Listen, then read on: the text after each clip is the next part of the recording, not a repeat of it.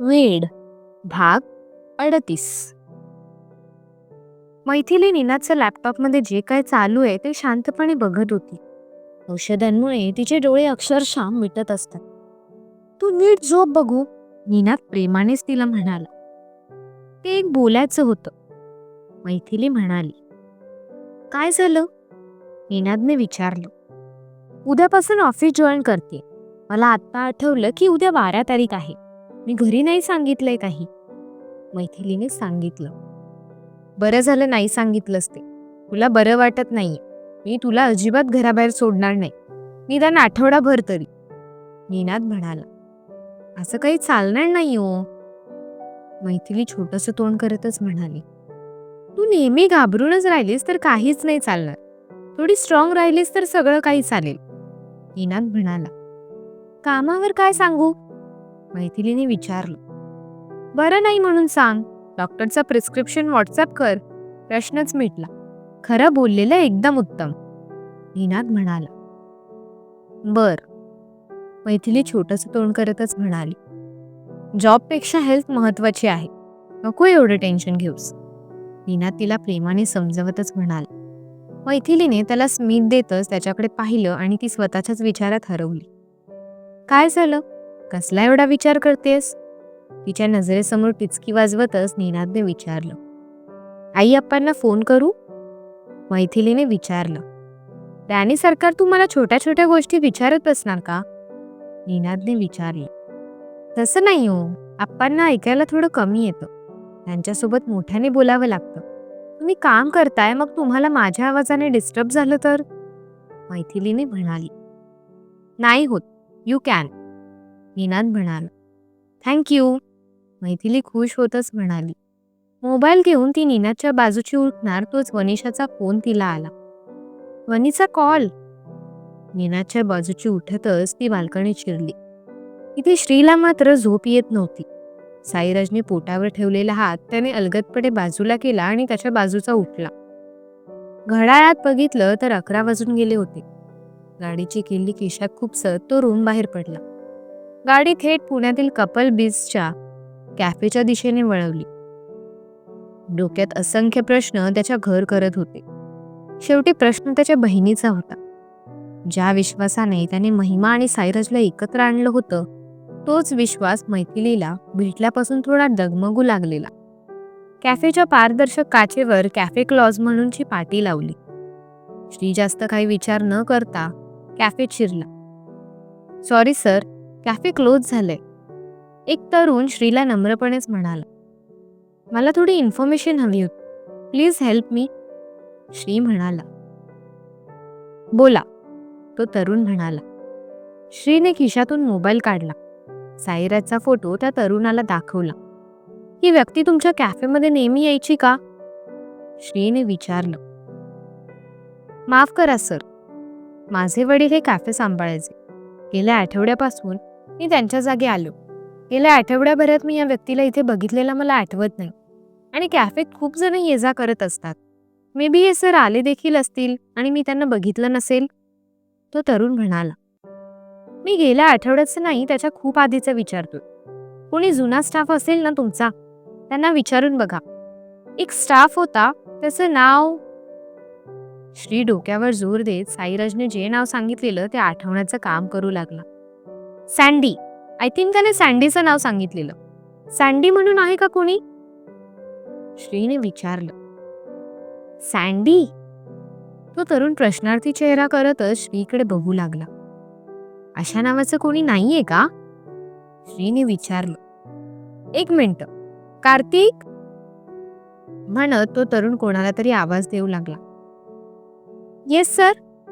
काही गडबडीतच एक तरुण बाहेर आला. श्रीवर नजर फिरवतच तो म्हणाला.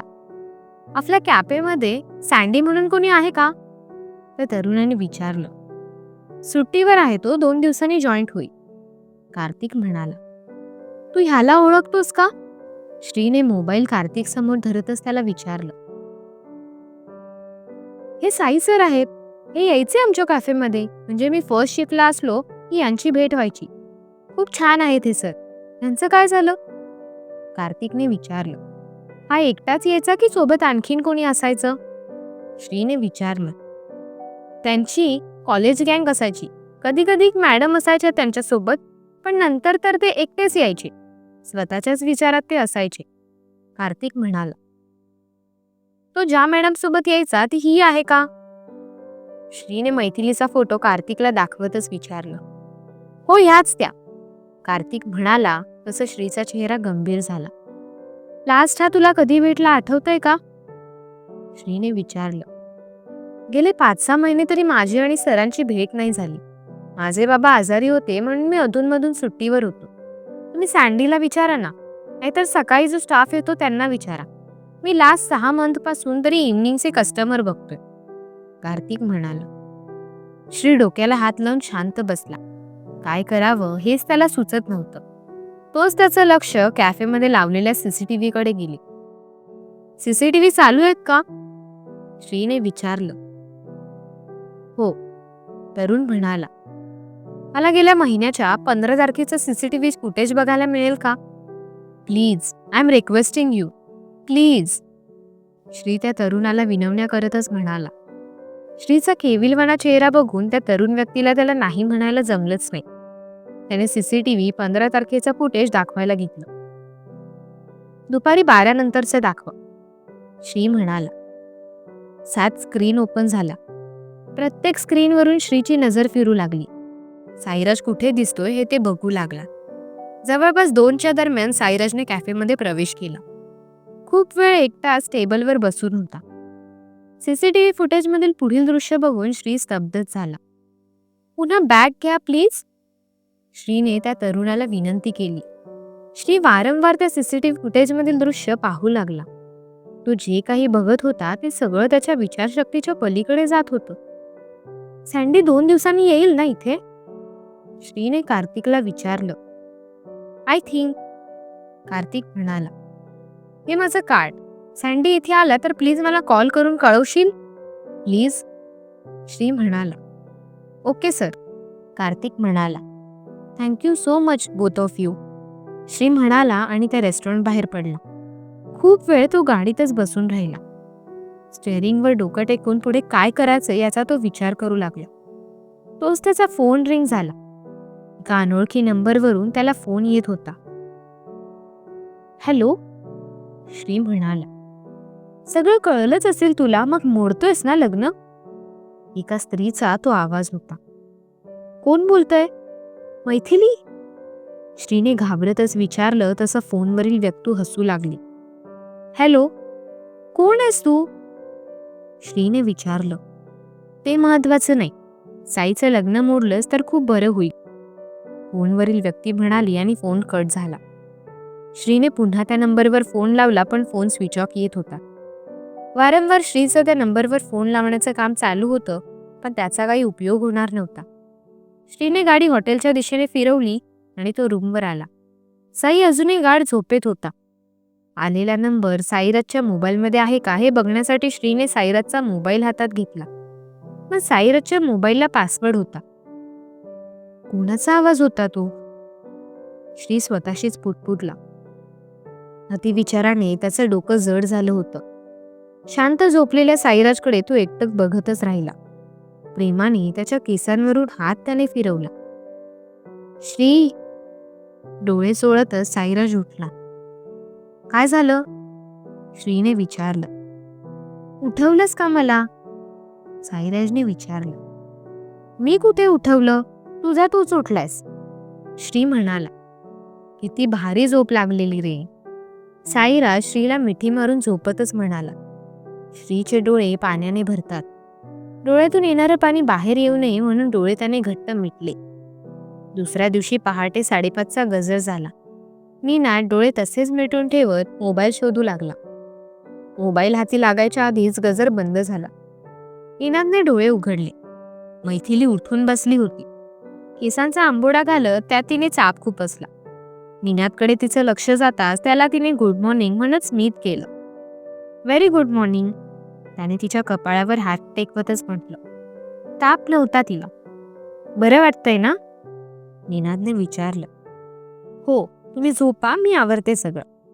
नीनाच्या अंगावरील पांघरून नीट करतच ती म्हणाली. अंघोळ वगैरे उरकून ती थेट स्वयंपाकघरात शिरली. जवळपास तासाभराने नीनाद सुद्धा स्वयंपाकघरात शिरला. काही मदत राणी सरकार? नीनाद म्हणाला. मला झोपायला म्हटलेलं ना मी, मैथिलीने सांगितलं. तसं ट्राय करत होतो मी, पण एकदा जाग आल्यावर पुन्हा झोपायला मला जमत नाही. दे, मी भाजी चिरून देतो तुला, नीनाद म्हणाला. झाली चिरून, मैथिली म्हणाली. चहा करू? नीनादने विचारलं. झाला करून, मैथिली म्हणाली. मग कणिक मळून देऊ? नीनादने विचारलं. वर्क इन प्रोग्रेस, मैथिली कणकेने माखलेले हात नीनादसमोर धरतच म्हणाली. मग काय करू? नीनादने विचारलं. काहीही नको, माझं मी करते सगळं, आणि उद्यापासून लवकर उठायची अजिबात गरज नाही, मैथिली त्याला पाठमोरी होतच म्हणाली. तो किचनच्या कठड्यावर सवार होऊन बसला. मैथिलीने त्याच्यावर एक कटाक्ष टाकला आणि अर्धवट भिजलेलं कणिक मळू लागली. आज ब्रेकफास्टला काय आहे? नीनादने विचारलं. उपमा, मैथिली म्हणाली. मला नको. ब्रेड आहेत का फ्रीजमध्ये? नीनादने विचारलं. असतील ना, मैथिली म्हणाली. व्हेरी गुड, मला आई सँडविचच बनवून देईल मग, नीनाद म्हणाला. तुम्ही नाही खात का उपमा? मैथिलीने विचारलं. नाही आवडत, अगदी लहानपणापासून, नीनाद म्हणाला. आता यापुढे नाही बनवत मग मी, मैथिली चेहरा पाडतच म्हणाली. वेडी आहेस का? तुला या घरात राहायचंय ना? नीनाद गंभीर चेहरा करतच म्हणाला. असं का बोलताय? मैथिलीने घाबरतच विचारलं. आपल्या घरातील होम मिनिस्टरला आठवड्यातून एकदा दोनदा तरी उपमा हा लागतोच. तू रोज बनवून दिलास तरी ती खाई, आणि तू उपमा बनवायचं नाही म्हणतेस? नशीब तिने ऐकलं नाही, नाहीतर तुझं काही खरं नव्हतं, नीनाद मैथिलीला घाबरवतच म्हणाला. तुम्ही मला आजीवरून उगीच घाबरवत बसता. मला नाही भीती वाटत त्यांची. त्यांच्यापेक्षा तुम्हालाच जास्त राग आहे. त्यांच्यापेक्षा तुमचीच भीती वाटते मला, मैथिली सहजच मनातलं बोलून गेली. नीनाद कठड्यावरून खाली उतरला. मैथिलीच्या मनगटाला पकडत त्याने तिला स्वतःजवळ ओढलं. आपले हात त्याने तिच्या कमरेवर ठेवले. जे झालं ते विसरायला काय केणार तू? नीनादने तिच्या नजरेत नजर ओततच तिला विचारलं. ती स्तब्धपणे त्याच्याकडे बघतच राहिली. विसरलीस? नीनादने तिला आणखीन जवळ ओढलं. तिच्या चेहऱ्यावरील पट तिने तिच्या गालाला स्पर्शून कानामागे सारली. अहो, तुम्ही, मैथिलीला पुढे काही बोलायला सुचत नव्हतं, आणि हात पिठाने माखल्यामुळे तिला त्याला अडवायला सुद्धा जमत नव्हतं. नीनादच्या स्पर्शाने ती शहारून गेली. त्यातल्या त्यात तिने मान डाव्या बाजूला झुकवली. असं घाबरत बोलतेस म्हणजे नाही विसरलीस, हो ना? नीनाद तिच्या गालावरून ओठ फिरवतच म्हणाली. नाही म्हणजे हो, तुम्ही गैरसमज करून घेताय. मैथिली गोंधळून गेली होती. आईच्या बांगड्यांचा आवाज नीनादच्या कानावर पडला. आईकडून रात्री इस्त्री घेऊन ठेव म्हणून म्हटलं होतं ना तुला. आता आई उठेपर्यंत मला तिची वाट बघत बसावी लागणार, नीनाद ओरडतच म्हणाला आणि मैथिलीपासून लांब झाला. कधी सांगितलेलं तुम्ही? मैथिलीने विचारलं. सगळं कसं विसरतेस ग तू? आता आई आली की तिच्याकडून इस्त्री घेऊन ये. कपड्यांना इस्त्री करायची राहिलीये. आता माझं लग्न झालंय तरी सगळी कामं माझी आईच करणार का? तुझी पण काहीतरी जबाबदारी आहे ना? नीनादने उजवा डोळा मारतच मैथिलीला म्हटलं. नीनू, तू ओरडतोस का तिच्यावर? आणि जबाबदारीची भाषा कसली करतोयस तू? एकतर बिचारीला बरं नाही, तुला रात्री कपडे काढून ठेव म्हणून हजारदा सांगून झाले पण नाही, मग सकाळ सकाळी अशी चिडचिड करत बसायची. नीनादची आई तिथे येतच म्हणाली तसं नीनादचे बदललेले रंग मैथिलीच्या लक्षात आले. ती गालातल्या गालात हसतच मान खाली घालून उभी राहिली. इस्त्री देतेस ना? नीनादने आईला विचारलं. तुझी तूच इस्त्री करायची, अजिबात कोणी तुला इस्त्री वगैरे करून देणार नाही. कालपासून बघते सकाळ सकाळी उगाच चिडचिड करायची सवय झालीये, म्हणत नीनादची आई नीनादवर चिडतच म्हणाली. चिडचिड तू करतेस की मी? मी तर प्रेमाने माझ्या बायकोसोबत बोलत होतो, तूच इथे येऊन चिडचिड करतेस, ते पण सकाळ सकाळी, नीनाद म्हणाला.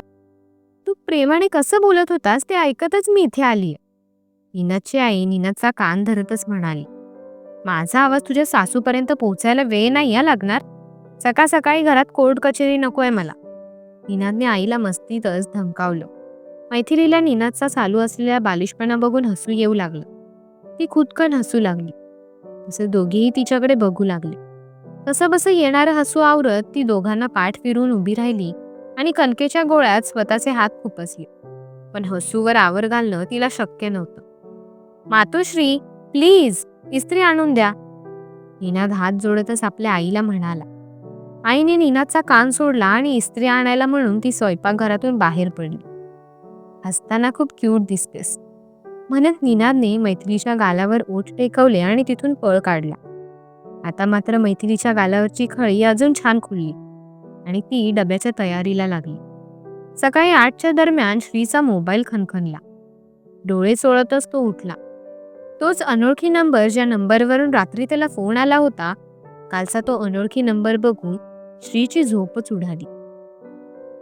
कुणी केला असेल तो नंबरवरून फोन? कळेलच पुढील भागात. धन्यवाद.